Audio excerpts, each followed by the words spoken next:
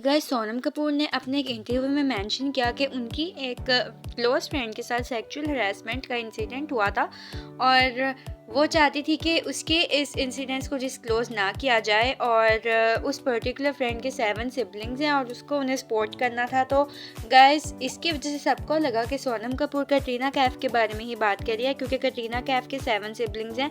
As we all know Katrina Kaif ने बहुत ज़्यादा स्ट्रगल किया है बॉलीवुड में अपनी इस पोजीशन को मेंटेन करने के लिए।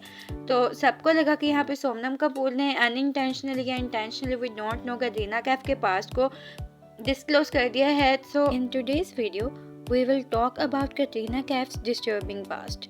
तो गाइस कटरीना कैफ ने अपनी बॉलीवुड मूवी का डेब्यू किया था 2003 में एक मूवी से जिसका नेम था बूम। और इस मूवी में कटरीना कैफ का करैक्टर इतना चीप और वल्गर था और कटरीना कैफ को जस्ट वुमेन को ऑब्जेक्टिफाई करने के लिए यूज़ किया गया था। तो कटरीना कैफ पैदा हुई थी 1983 में हांगकांग में। उन्हें बचपन से बहुत ज़्यादा स्ट्रगलिंग लाइफ देखने को मिली थी और उन्हें पता था कि उन्हें स्ट्रगल करना है, अपनी फैमिली को सपोर्ट करना है, क्योंकि उनके पेरेंट्स के बीच डाइवोर्स हो चुकी थी। उनकी mother as a single mother उन सारे 8 सिबलिंग्स को सपोर्ट करी थी। तो कटरीना कैफ ने यंग एज से ही मॉडलिंग करियर का स्टार्ट कर दिया था। 14 ईयर्स की एज से उन्होंने मॉडलिंग स्टार्ट की थी और फिर उन्होंने बहुत सारे ब्रांड्स के लिए रैंप वॉक की थी। और उसी के दौरान एक डायरेक्टर को कटरीना कैफ अपनी मूवी के लिए पसंद आ गई थी और उसने कटरीना कैफ को अपनी मूवी से डेब्यू करवा दिया था। तो कटरीना कैफ को तो बिल्कुल भी नाउहाउ नहीं थी कि बॉलीवुड की इंडस्ट्री कैसे वर्क करती है, यहाँ पे कनेक्शंस का होना कितना ज़्यादा ज़रूरी है। कटरीना कैफ उस वक्त बहुत ज़्यादा नीडी थी और वो फाइनेंशियली इंडिपेंडेंट होने के लिए किसी भी तरह का काम करने के लिए तैयार हो गई थी, क्योंकि उस टाइम उसे काम की ज़रूरत थी। लेकिन इतना लो करैक्टर दिया गया था कटरीना कैफ को। और उस टाइम मूवी की शूटिंग के टाइम पे कटरीना की एज सिर्फ और सिर्फ 18 ईयर्स थी और जो मेन लीड्स थे इसमें वो सारे ओल्ड एज के थे। मे बी वो कटरीना की फादर की एज के होंगे उस टाइम। और जो इस मूवी की प्रोड्यूसर थी वो जैकी श्रॉफ की वाइफ थी और टाइगर श्रॉफ की मदर थी।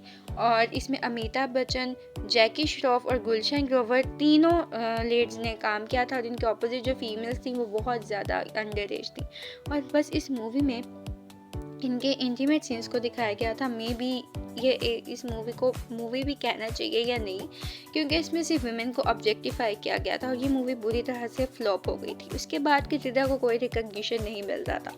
तो कटरीना कैफ ने फिर से अपने मॉडलिंग करियर को ही कंटिन्यू रखा और वह स्ट्रगल्स करती गई और उन्हें अपने एक्सेंट की वजह से भी काफ़ी प्रॉब्लम्स फेस करने पड़ रहे थे। तो वह तमिल मूवीज़ में भी वर्क कर रही थी।